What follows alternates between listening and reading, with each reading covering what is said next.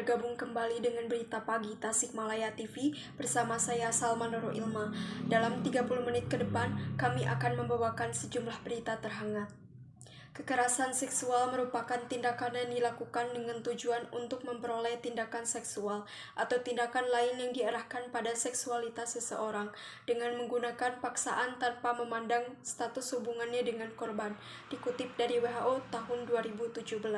Pelecehan seksual terjadi karena adanya keinginan dari pelaku dan kesempatan untuk melakukan pelecehan, serta terdapat stimulus dari korban yang memancing terdorongnya perilaku melecehkan, dikutip dari Anonim tahun 2002. Pemirsa, seorang remaja berusia 16 tahun di Amuntai, Hulu Sungai Utara, Kalimantan Selatan, diperkosa secara bergilir oleh 9 pria.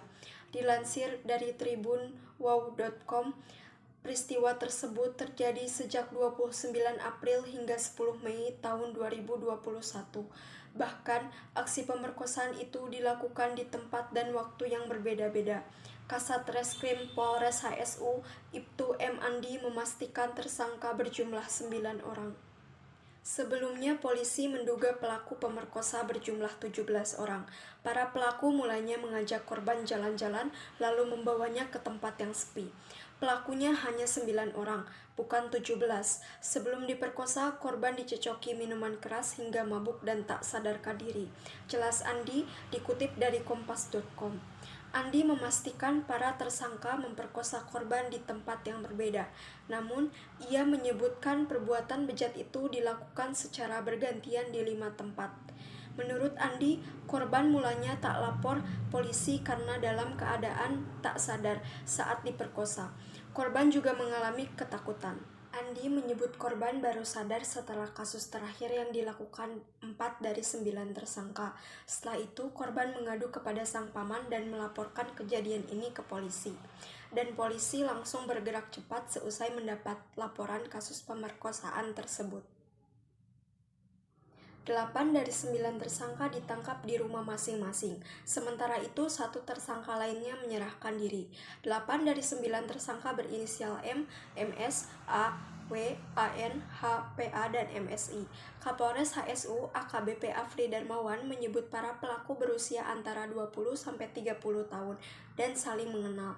Akibat perbuatannya, para tersangka dijerat dengan pasal Undang-Undang Perlindungan Anak dengan ancaman maksimal 15 tahun penjara.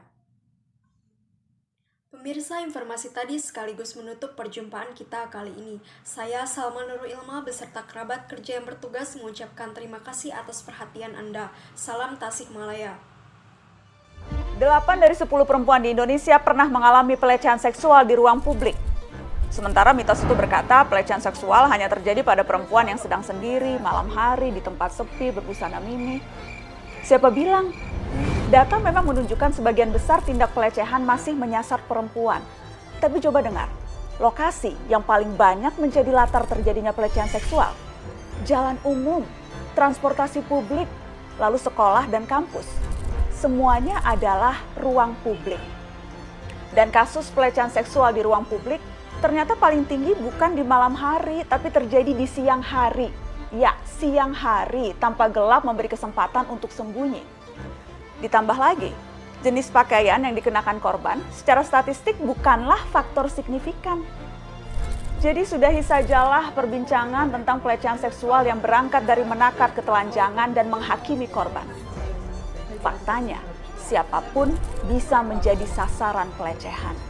Kita tidak hanya bicara soal sentuhan, tapi juga apa yang disebut catcalling, stalking, melakukan paksaan kencan, pertanyaan yang terlalu pribadi atau sederet lainnya.